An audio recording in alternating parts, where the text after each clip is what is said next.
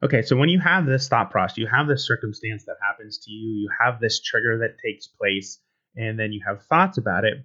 What does that do? Puts you into like this huge mental jail, this huge cycle. Hi, I'm Jason Ramsden, and I believe we can all work on leading a more positive and intentional life.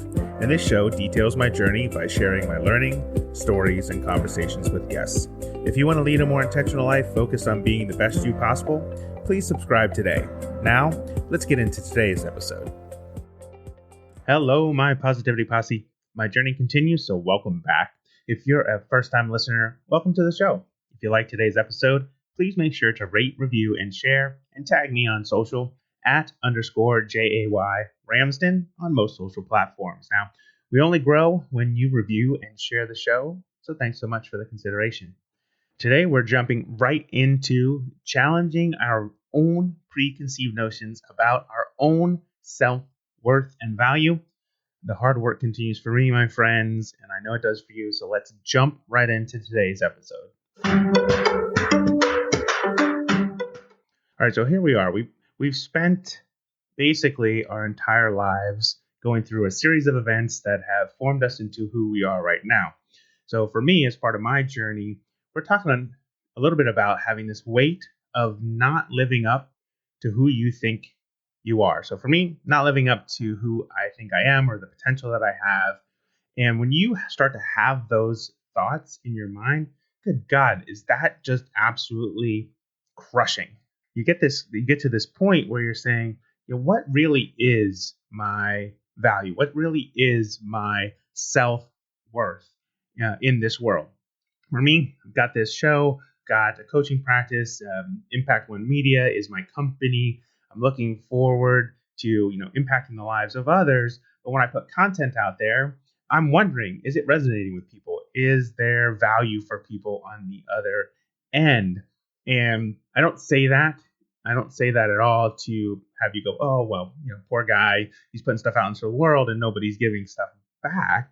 No, that's not the case. I would imagine we all go through these types of things where we're wondering, are we good enough parent? Are we good enough spouse? Are we good enough leader? Are we good enough worker? Are we good enough person? When we provide value to people in the world through our actions, is that actually providing value to them? Is that actually happening on the other side of the equation? And when you don't get the feedback, at least in my case, when you don't get the feedback, you start to ponder, is it worth it? Is there value? And so recently, I spent a little bit of time with my mentor, and we were going through this scenario, and we were digging deep, and we were digging deep, and we were digging deep. And the next thing I know, he's sitting here asking me, hey, Jay, listen, you need to spend a little time sitting in your own self-worthiness. I'm going to say that again. You need to spend some time sitting in your own self-worthiness. And I've spent a good couple of days here kind of pondering, what is it that she meant by that? What I take away from it is that regardless of what I put out into the universe, regardless of what I do have value. I do have worth as a human on this planet. We all do. We all have gone through our own set of experiences. We've all been on our own journey. We've all gone through what makes us unique. And so when we give back to the world based upon our experiences, yeah, that absolutely positively provides value on the other end. So big deal if you're not getting the big pat on the back or the email reply or the good job or the comments or the likes or the shares or whatever it may be. Throw that all out the window. You need to sit, as she said to me, you need to sit in your own self-worthiness in order to make sure that you're living your best life. And so that's what I've been wrestling with this past week is, what does that mean? And the weight of my own preconceived self-notions on whether or not I'm living up to who I think I'm supposed to be, who I actually am, and how do I take those thoughts and kind of move them to the side? One of the ways that we can do that, one of the ways that I am working through is, what is the habit? Like, what is the pattern of the habit that creates this for me? So obviously we're going to have this circumstance that causes a thought and a reaction. So what is the habit? What's the circumstance? The circumstance is I go ahead and I put stuff out there for people. Now, I may get a little traction. I may get no traction. there may be no likes, there may be no shares, there may be no comments. And for somebody who spent an entire career of helping people and getting feedback back on that help, that's a hard habit to move away from, to say, okay, I used to have this one career where I would help people and they would acknowledge the help, and that felt good. And so now I'm in this other career where I'm also providing value to people, but not getting the confirmation back. And so what does that do, right? If you spend 25 or 30 years doing a job where you feel like you're making a difference and you're providing value and things are moving forward for your company, moving forward in your career, that feels good, right? That absolutely feels good. And when you pivot and do something different, it's going to take time. It's absolutely going to take time to kind of move through that. So my habit pattern is I need to change my thoughts, right? Not my thoughts about myself, but my thoughts about what happens. So when I put content out into the world, I need to stop having the thought that it's not valuable. No, it is absolutely 100%. Got tons of people who listen to the podcast. I have people who subscribe to my newsletter. I have people who follow me on social all over the place in lots of different places. Just because they're not engaging with me, and for me, we'll get into that in a little bit, like engagement is a huge piece for me. When they're not engaging with me, it doesn't mean I'm not helping them in some form or fashion. Okay, so when you have this thought process, you have this circumstance that happens to you, you have this trigger that takes place, and then you have thoughts about it, what does that do? Puts you into like this huge mental jail, this huge cycle. Okay, and it has you reacting to a circumstance rather than responding to a circumstance. All right, fair enough. So once you get stuck in that cycle of I have a circumstance that happens, I have a thought that happens, and then I have a response, it's the thought part that we're going to work on. That's the piece, at least for me, that's frustrating, because it's hard work to work on your thoughts, right? It's hard work to shift your mindset. And as a mindset coach and somebody who helps people with mindset, I got to do the work myself. I just didn't come to this place in my life where, I thought, oh, let me be a mindset coach. No, it's been a long time struggle for myself. And so I figure if I'm going through that journey, other people are going through that journey, so I can provide benefit to them. So how does this all come to be? Like, what is the exact moment where you can actually have a breakthrough in understanding your value and your self-worth? Where does that come from? Okay. The first thing I believe, which I'm starting to see for myself, is that I'm starting to recognize that my actions do not align with who I say I am.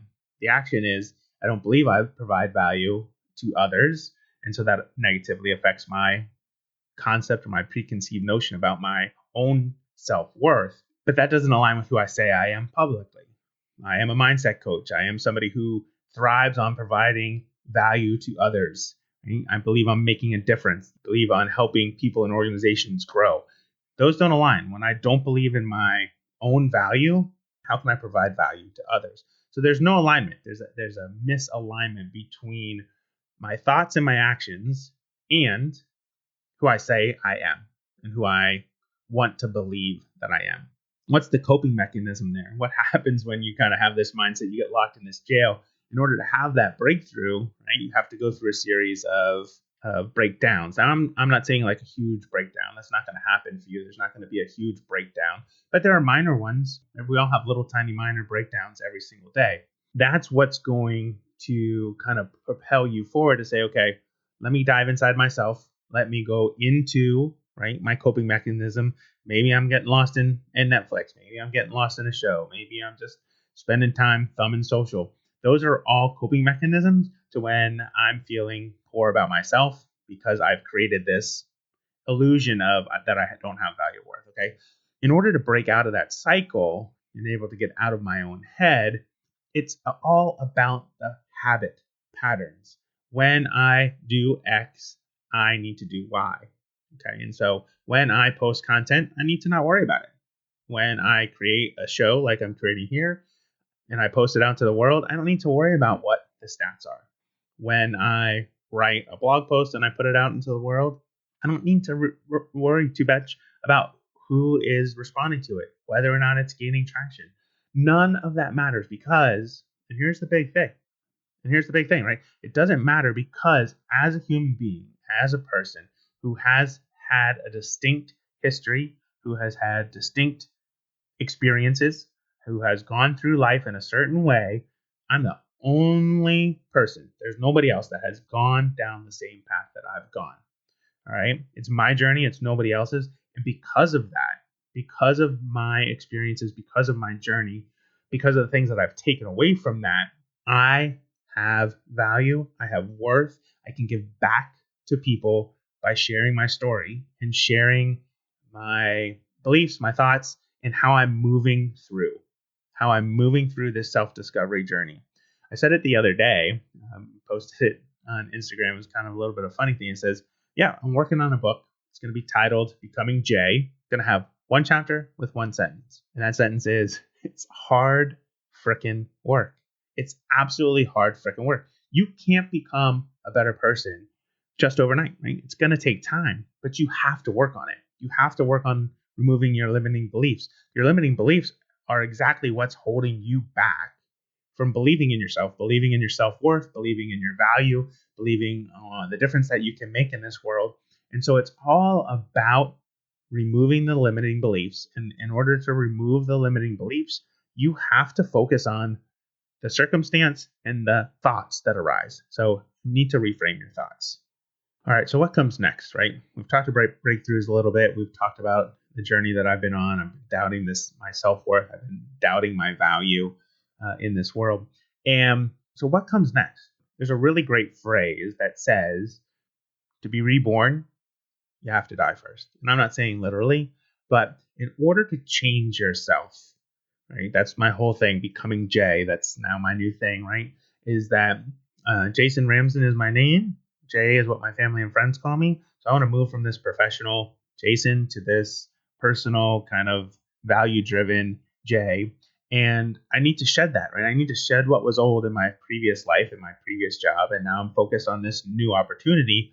And now that I'm doing that, now that I'm doing the work to move forward with it, I am on this self-discovery. I'm on this reflection journey. Shoot, there could be even some therapy involved at some point here in time. But what I have to do, scratch that, it's not a half. It's what I want to do, is I want to stop having thoughts that serve my fears. That's what this breaks down to, like at a very quintessential low level, is that I have to stop having thoughts, or I want to have stop having thoughts that serve my fears, that prevent me from realizing that I am like this amazing person who has a gift, who has a desire, who has the ability to help people move through with their journeys and through with their lives, because I have done the same thing. Right? I've come to a conclusion that I myself believe in making a difference in the lives of others. That's important to me. So whether I'm supporting individuals in their personal growth and development, or I'm providing insights into organizations, I add value in all that I do. So why do I think or believe that I don't have self-worth and value? That's just not the case. I need to consider myself successful, or I like to consider myself successful when I'm contributing to a greater cause. So how do I do that, right? I literally help people make sense of complex and challenging problems. That's what I do. I have a knack for taking a lot of information, breaking it down into understandable chunks, and more importantly, understandable and useful chunks for my clients. And what that does for them, like the value that I bring to them, is a better way for them to move forward, right? They make more progress when they work with me than others because they move forward. So that's what I believe in.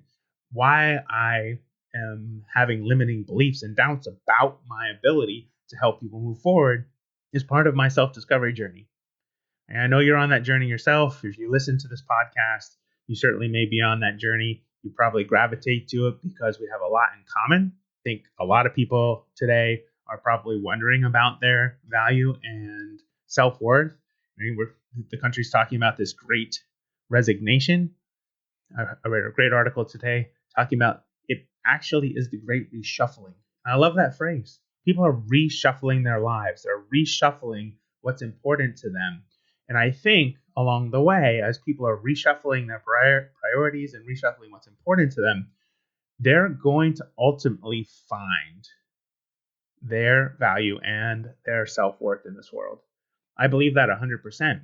As someone who's struggling in that with myself, I see this as a huge opportunity, not just for me, but for anybody listening to the show, anybody who is considering a change in life or a change in job or a change in perspective, whatever it may be.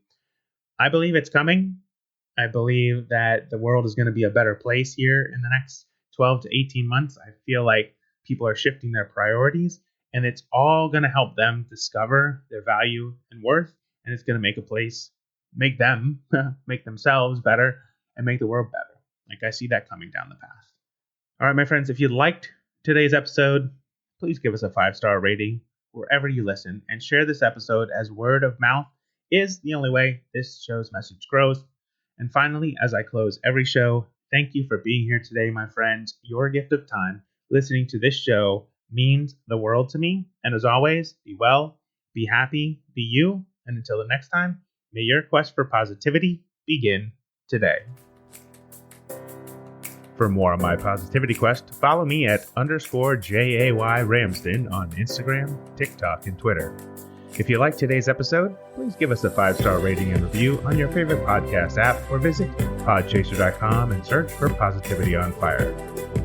Positivity on Fire is a production of Impact One Media, LLC. All rights reserved.